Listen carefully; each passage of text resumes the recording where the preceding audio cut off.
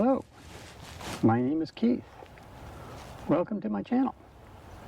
Today is the first week of January and we're out here looking for ferns at the Fairfield Audubon.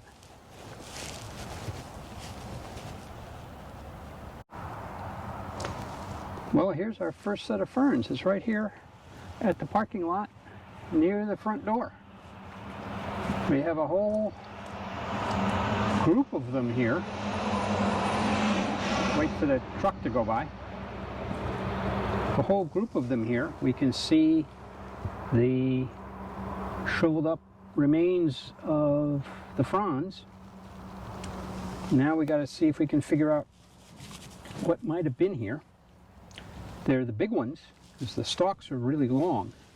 So these are ferns that are on the large side, you know, waist high type ferns. Interrupted fern, lady fern, probably not lady fern. Interrupted makes a good use. It's a little bit too dry for royal fern, which also gets that large. Trying to see if we can see any signs of the sporangia in the middle of the interrupted fern. But I don't see any. But definitely going to be ferns here in the springtime, that's for sure. All in and amongst the other plants, the probably Japanese or multi-floral rose, which is invasive, but maybe it's not. So here's our first little encounter with ferns right before we even get to the trailhead.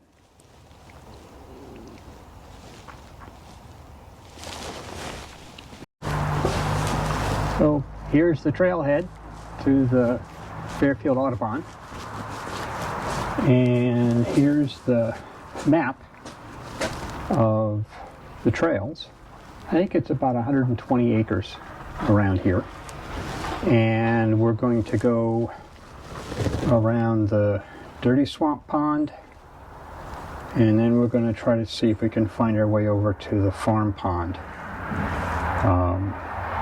And then circle back around and see what we can find on the trail.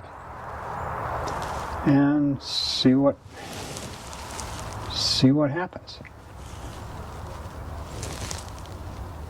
I'm going to take a walk down the Singing in Fragrance Walk, which is an area that is being restored, and it has this deer fencing. For those of you who don't know how high a fence needs to be to get rid of deer, that's how high. So they don't jump over it. So all we do is just lift the latch, open the door, walk in, and make sure it's closed behind us. So just inside the gate, the ground is covered with these tiny little Christmas trees. And as you can see, it goes for quite a ways through this area. It's been growing here for some time. We have quite a bit of it. And this is actually a member of the family of plants called ferns, believe it or not. The common name for this is princess pine. It's also, some people call it running pine, but I don't think that's the correct common name. But this is a club moss. And the reason it's a fern is because it reproduces using spores. And here's where the spores are. They're right here on these structures at the top of the plant called strobili. And the number of strobili that we see at the top is the way we distinguish the species.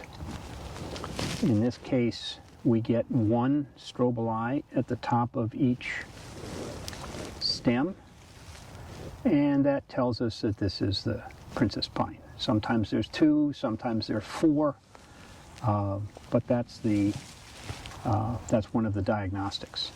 Another one of the diagnostics is if we were to take a cross-section of this stem, we would see a pattern of how many of these little leaves, these little tiny leaves, go around in a circle. Do they spiral? Do they just have, and you would get somewhere around 4 to 16 of them. So this is quite the expanse. Most likely this is all vegetative propagation, where the rhizomes just go across the ground and then sprout up again and go across the ground and sprout up again and rinse and repeat.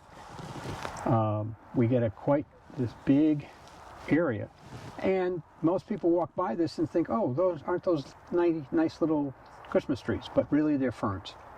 They're part of what used to be called fern allies. Lycophytes is the real classification. And there's quite a few species of lycophytes here in Connecticut. Here's a couple of close-up shots of the strobili and a little bit closer shot of the individual leaves along the stems. As we walk down the trail, we get even more of the princess pine filling in this circle around the trail.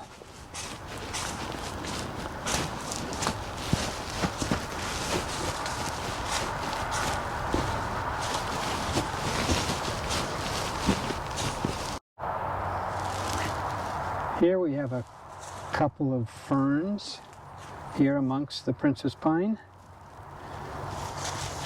Let's see what we got here.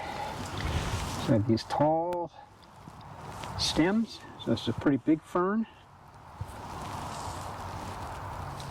And let's see if we can see what might be left of the frond. Try and understand who it might be.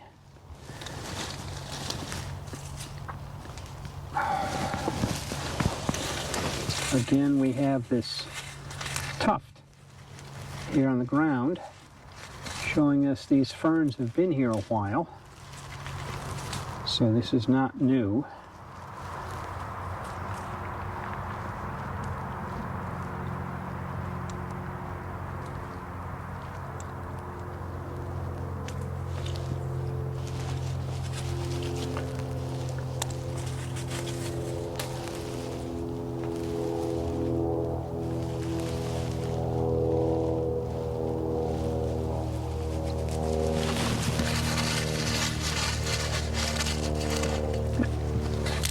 They got 3 or 4 clumps here. Definitely a clumpy fern.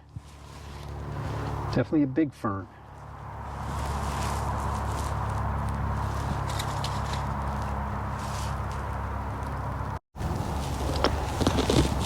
So here along the stream, we've got some more small ferns that aren't evergreen, and the fact that we have leftover leaves all the way to the ground would make one think that this is New York fern, or maybe one of its species in the same genus. So this could be a little block of New York fern here, right here near the water. It likes to be singles and kind of run around. It doesn't have that clump like the big fern we just saw. So this could be a little spot of New York fern. Also along the edge here we have a fern that's actually green. And what kind is it? Well, it's cut twice. It's not marginal woodfern, because marginal isn't as lacy as this one.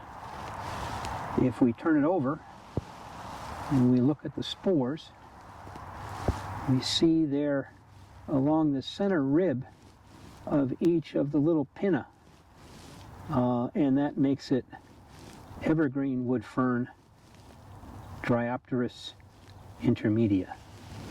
We'll take some pictures of the close-up of the spores.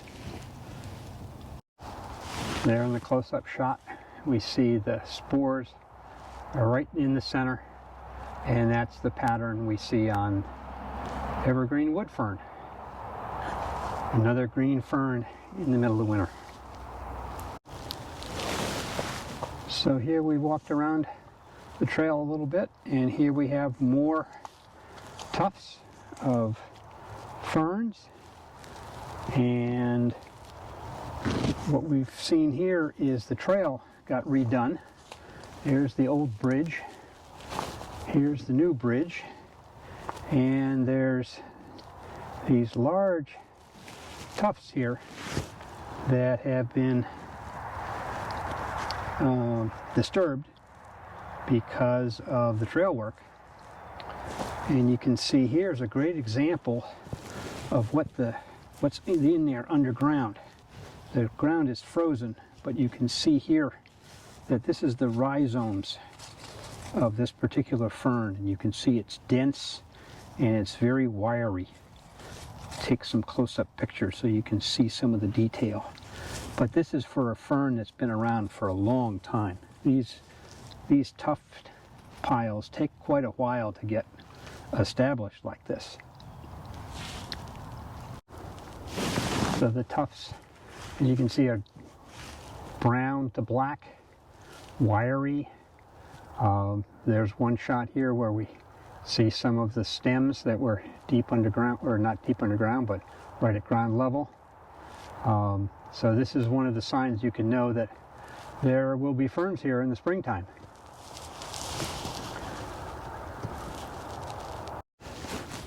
Back on the trail, headed towards the interior of the reserve after our little trip down Fragrance Trail. Quite a few ferns in there. We'll definitely have to come back in late spring and see what species we can find and see how well the princess pines are doing. Here's our next trail branch. I'm going to go down the Chiboucas Trail. So here's why it's called the Chiboucas Trail, because Don and Elizabeth Chiboucas donated the money to have it suitable for wheelchair and stroller use.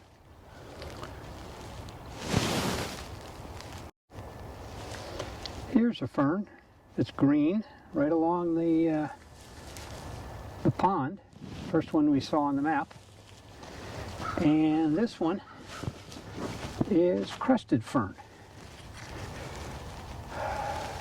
Dryopteris cristata. And the thing that makes it unique, not so much here in the wintertime, but you can see that the pinna are turned. They don't all lie in a flat plane. If we were to lay this down, we see that the pinna aren't lying down on the ground. They're more horizontal to the ground. Not quite horizontal, but more horizontal to the ground. And they are green. Let's take a look at the back and look at see if we can find any spores. If there's enough energy here for this fern to generate spores. Nothing here. How about here? No, not seeing any. That's the three things that one needs to look at for the fern is, one, what is it doing at the ground, and what is the stipe? How's the stipe covered? Is it covered in hairs? Is it covered in scales? Is it grooved? Is it brown? Is it green?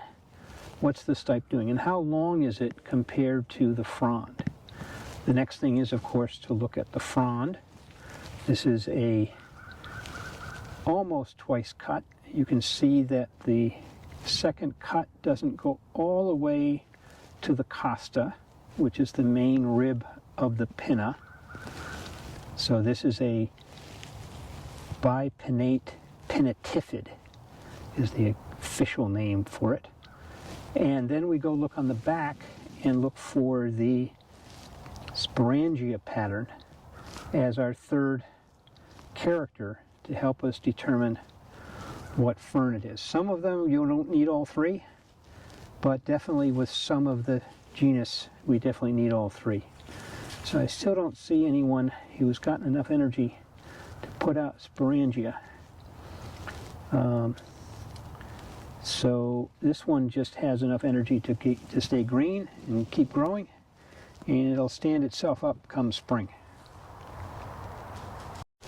Continue our walk along this nice well-leveled trail, walking around the pond. And here's a fern for next year, nice and tall. Could be an interrupted fern, could be a royal fern. Who knows? One of the big ones, that's for sure. You can see we have these tufts again, so we know that this fern's been here a while and will definitely be back later. Okay. And now here we have another crested fern. Let's see if this one's gotten a little bit more energy to give us some sporangia patterns. Not yet. But we definitely have another specimen. Don't see anybody having enough energy to make spores. So we'll just have to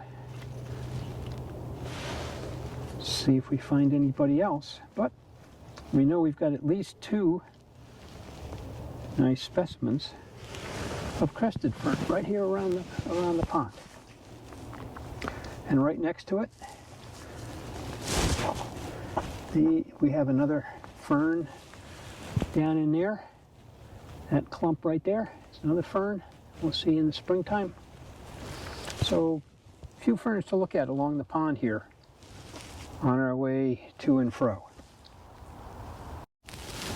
So here's this little rock pile, boulders and whatnot, totally off the trail. Now let's see what we can find. And lo and behold, we find a green fern. And this one is probably Marginal Woodfern. It's twice cut. It's not frilly like the Evergreen Woodfern. It definitely grows in the clump.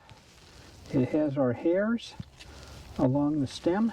Let's see if we have some spores to cinch it up, and sure enough, they're on the tips.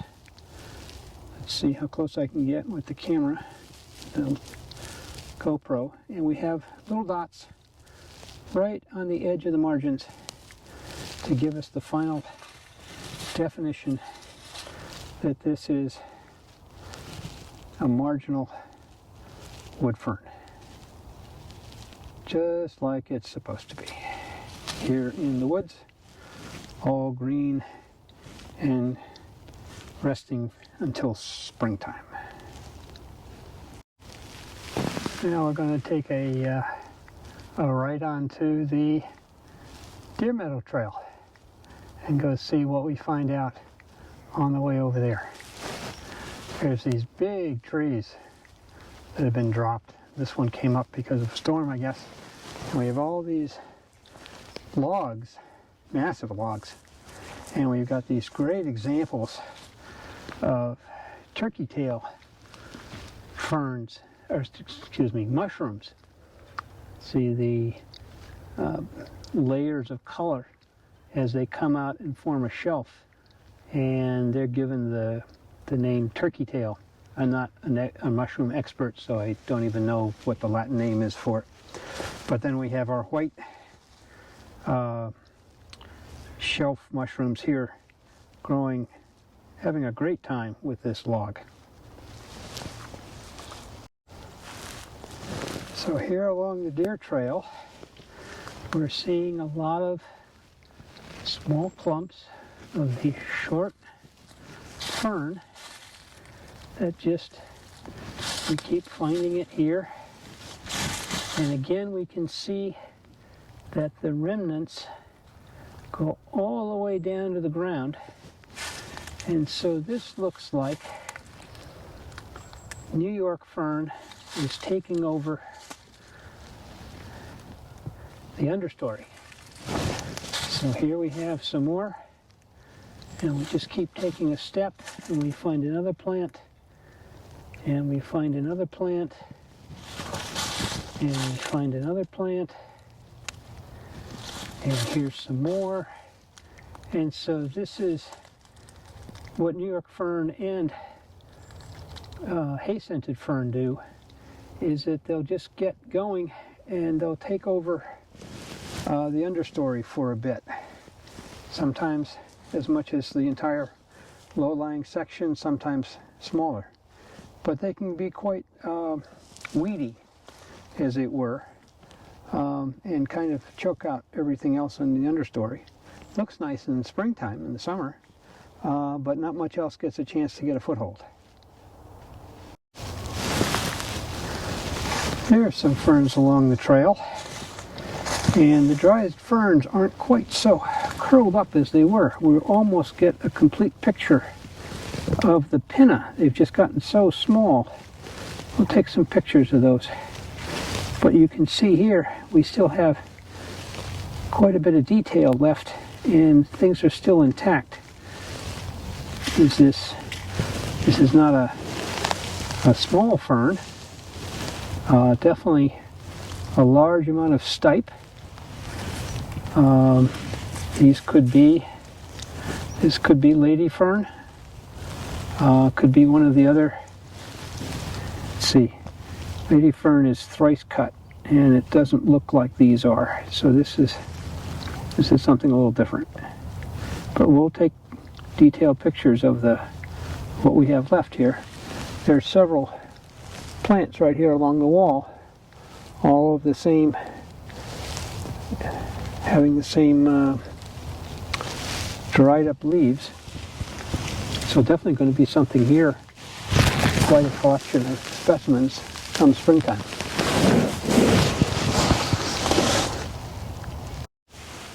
Here's the details of those individual pinna, and there's still quite a bit of detail left now that they're all dried up. And just a little bit farther down the trail, we have ourselves a lonely pair of princess pine getting started on its taking over the world. So here at the bridge is the first sign of one of the invasive species around here called winged Euonymus. And there's not a lot of it here. There's a lot of it up in the Trout Valley Conservation Area, but this is definitely an invasive species, and along with the multifloral rose sitting right next to it, these two do a good job of taking over the understory and crowding out all the plants that might want to be here instead. We're back on the main trail now, and off here to the side in the boggy area near the slowly moving stream, we have signs of a fern that we know exactly what it is. We don't have it to guess at all what's going to be here next year.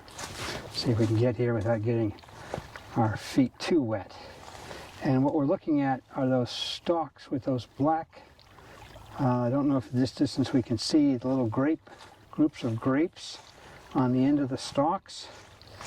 This is sensitive fern, Onoclea sensibilis. And we'll take some close-up pictures of the sporangia clusters. These are the fertile fronds of the sensitive fern. You can see a little bit of the dried up leaves down there of the sterile frond, and these will overwinter and open up in the springtime and blow away with the wind. So we have quite the little collection of sensitive fern here. Sensitive fern definitely likes to have wet feet. And right here in this little bog area next to the stream where it'll flood all the time, this is definitely a favorite place for sensitive fern. So no question what'll be here next year. This is definitely sensitive fern. The sensitive fern clusters kind of spiral up a little bit. A similar stalk of the ostrich fern could look similar, but the ostrich is much more fan shape, whereas the sensitive fern is much more spiral and much more close to the main stem. Here we are on the bridge. Over there is where we took the pictures of the sensitive fern there along the log. And if we kind of pan around, we kind of see, and whether or not it'll show up on camera, there's lots of stalks of sensitive fern. And over here, this one might be easier to see. As we go along the bank here, we see lots of fertile stalks of sensitive fern. So there's going to be a lot of it along the river bank here come springtime. Definitely winter here in January, where we have the top of the pond just barely frozen over. We have a nice bench here to watch the wildlife and listen to the birds, which aren't making a lot of noise right now. But right here, right at the very edge, a little struggling sensitive fern.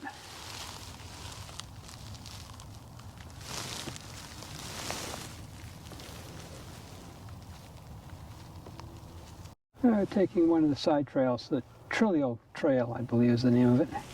But here, right along the edge of the marsh, we see lots of remnants of pieces of fern. And this is cinnamon fern.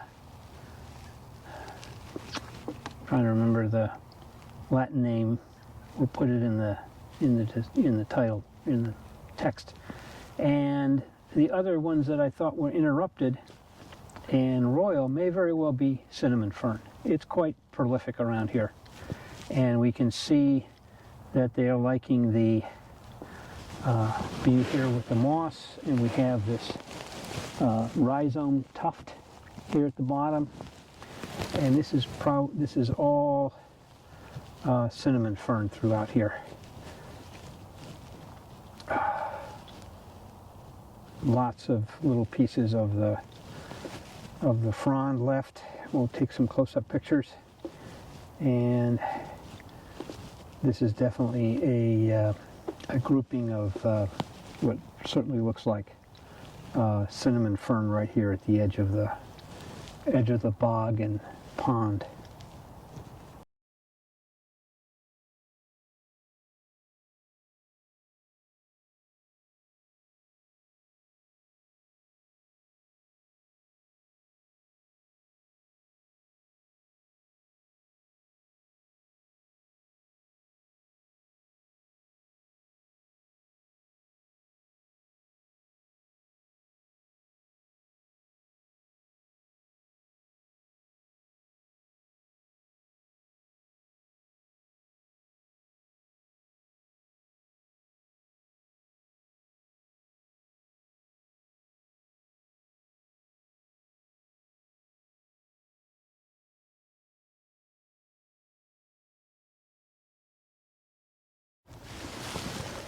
At one point, there were beavers around here. We can see from the way the trees have been cut that definitely beavers. Let's see if there's a couple more signs of beavers here. Yep, there's a beaver gnawing signs. Here's some more beaver gnawing signs. We just don't know how long ago that was. I think there's a small beaver dam across the way Maybe they're still here. Who knows? So just off the trail, main trail, is another side trail. I walk down here and we see some more of our Lycopodium. And then we start seeing lots of signs of ferns having been here. They get a bit more dense, and they get even more dense, and then they start getting in amongst the Princess Pine. And here's some more up in the side here near the stump. And we continue down the trail, and then we have it just draped over this log here, and down here in amongst the leaf litter. So quite the collection of ferns here. Being the springtime, be quite the collection, quite the show of ferns throughout here. More along the log. This looks like a good place. It looks like it stays damp. We have some cover from the sun, so it'll be somewhat shaded. And it looks like it's a low spot, so it'll stay wet. Be quite the collection of ferns to look at in the springtime. Some more tufts. We'll just have to see what shows up. I misspoke. It's not the Trillium Trail, it's the Trillium Trail. Trillium. And we walked up to Chipmunk Run, which runs parallel next to the gas utility line. And we have our requisite New England stone walls. I was told at the Fairfield Historical Society that if you took a look at the old land survey maps from the late 1700s, 1800s, and you overlaid an aerial picture of the walls, you would find the property lines. And you can see here that we have walls on either side, and this was probably a road to get back and forth to the fields. Can't use it as a road anymore, too many trees. But that's definitely what this was at one point, was a New England colonial road. We're on our way back to the trailhead. This video is going to be a little bit shorter than I would have liked, but I'm getting cold and we're having our first winter snowstorm coming in a little bit. So I think I'm going to end it here and come back another day and do a more thorough job of the Fairfield Audubon. See you next time.